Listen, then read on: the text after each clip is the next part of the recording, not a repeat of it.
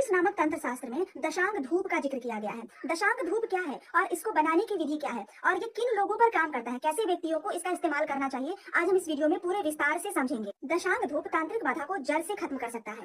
दशांग धूप का वर्णन और इस तंत्र में विस्तार से किया गया है। अब जानते हैं कि कैसे लोग इस धूप का प्रयोग कर सकते हैं। जिनकी दुकान पर किसी ने तंत्र किया हो, आपके बिजनेस पर किसी ने तंत्र किया हो, या फिर आपके घरों पर किसी ने मारन तंत्र किया हो, या आप पर मारन तंत्र किया गया हो, या विद्वेषण उच्चाटन किया गया हो, वैसे व्यक्ति विशेष रूप से ये धूप इस्तेमाल कर सकते हैं। उसके लिए ये धूप बहुत कारगर माना गया है। दशांग धूप को बनाने की विधि के लिए जानते हैं कि सबसे पहले हमें गाय के उपले की आवश्यकता होगी, जो इस धूप में शुद्धिकरण का मुख्य आधार है। पीली सरसों, जिसे हम राई कहते हैं, जो कि तंत्र बाधा को काटने के लिए सबसे अचूक मानी जाती है। इसकी मात्रा हमें 200 ग्राम रखनी चाहिए। उसके बाद हमें शुद्ध गूगल 150 ग्राम रखनी होगी, जिसकी महक से नकारात्मक शक्तियां स्थान छोड़ देती है। लोबान 150 ग्राम, ये वास्तु दोष और नजर दोष दूर करने के लिए इस्तेमाल की जाती है। उसके बाद भीम सैनी कपूर 100 ग्राम, वातावरण को शुद्ध और जीवाणु मुक्त करने हेतु। उसके बाद हमें पूरा फूल वाला लौंग चाहिए होगा 50 ग्राम, जो कि नजर और ऊपरी बाधा को शांत करने के लिए प्रयोग में लिया जाता है। नीम के सूखे पत्ते 100 ग्राम, बुरी नजर और नकारात्मक तरंगों को नष्ट करने के लिए इसका प्रयोग किया जाता है। जटामांसी 100 ग्राम, मानसिक शांति और स्थिरता प्रदान करने के लिए इसका उपयोग होता है।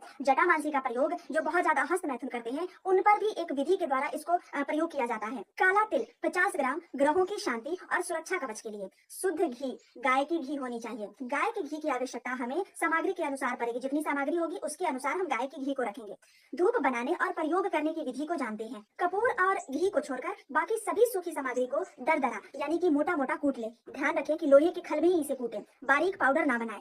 कूटी हुई सामग्री में भीम सेनी कपूर का चूरा मिलाएं। अंत में थोड़ा सा घी डालकर उसे अच्छी तरह मिला लें ताकि धुआं उठने में आसानी हो। गाय के उपले का एक टुकड़ा जलाकर अंगारा बना लें। जब अंगारा लाल हो जाए तब उस पर 1 चम्मच ये मिश्रण डालें।